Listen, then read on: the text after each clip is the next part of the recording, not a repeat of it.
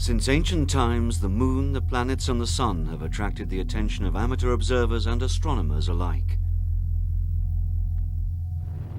Only in the space age was it finally possible to approach these celestial bodies and unveil their physical and chemical mysteries.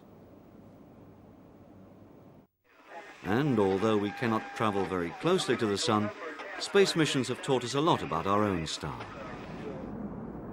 Since the early 1970s, the European Space Agency ESA also set an emphasis on studying the interaction of the solar wind, a stream of energetic particles emitted by the sun, with the Earth's own magnetosphere.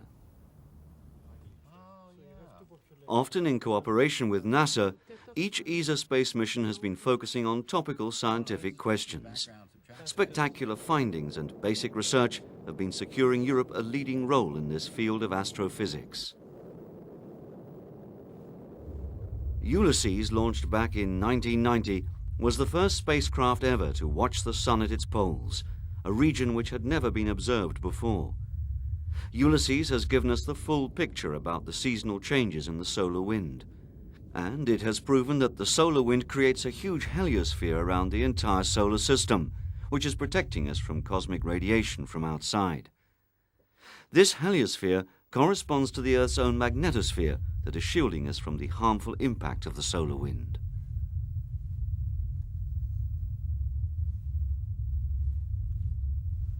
Five years after Ulysses, SOHO was placed right into the particle stream of the solar wind that continuously blows towards our planet. SOHO was the first to look deep under the sun's surface and detected that the sun is a dynamic star, continuously changing its magnetism and behavior. SOHO was launched when the sun was at its activity minimum.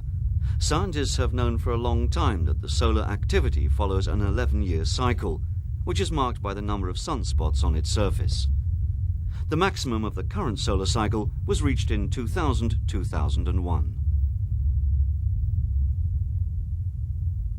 The sunspots correspond to violent eruptions, each ejecting millions of tons of matter in the form of highly energetic particles into space.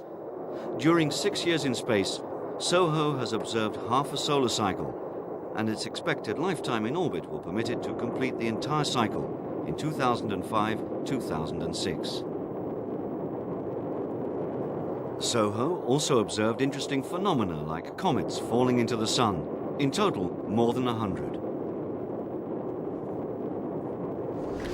For scientists, these fascinating images mark a giant step forward in understanding not only the sun, but also the interactions of the Earth with our neighbor star, which at times can be dangerous and even destructive. What we can observe as a beautiful aurora in the polar skies is a phenomenon created by highly energetic particles that can also paralyze satellites, power stations, and electronics on Earth. To investigate this violent impact of the sun, a fleet of 4 satellites called Cluster was launched in summer 2000. This ESA mission continuously measures our planet's magnetic shield and records its changes caused by the irregular solar eruptions. Now, with SOHO and Cluster, scientists can start to forecast the effect of the solar wind on Earth.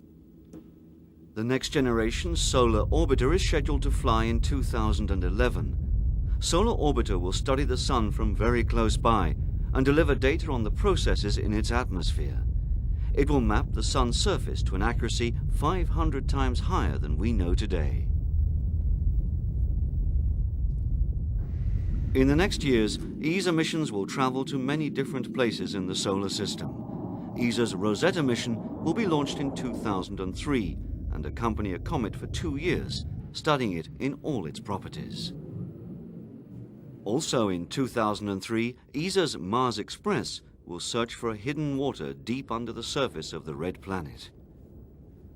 Already since 1997, NASA's Cassini probe is on its way to Saturn, carrying ESA's Huygens lander to descend on Titan, one of Saturn's intriguing moons.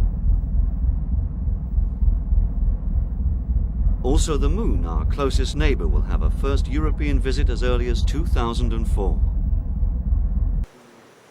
The orbiter will be packed with the most advanced lightweight instruments and equipped with electric solar propulsion, the most efficient way to travel through our solar system. The Smart 1 mission to the Moon will be the first orbiter traveling through space using only sunlight as a source of energy.